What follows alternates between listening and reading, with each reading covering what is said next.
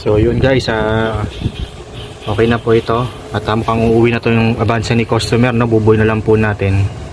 Okay, so wala na po tayo issue sa hydrolock. Okay na po yung kanyang ikot ng makina. At yun lang po, no? Pagka magkakabit po kayo ng ganitong mga engine, huwag yung kakalimutan ng sprocket na to.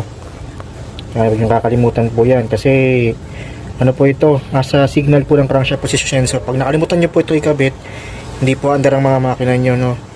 So kahit pag may nakita po kayo sa ibang sasakyan na ganitong klaseng sprocket, signal po yan ng crankshaft sensor.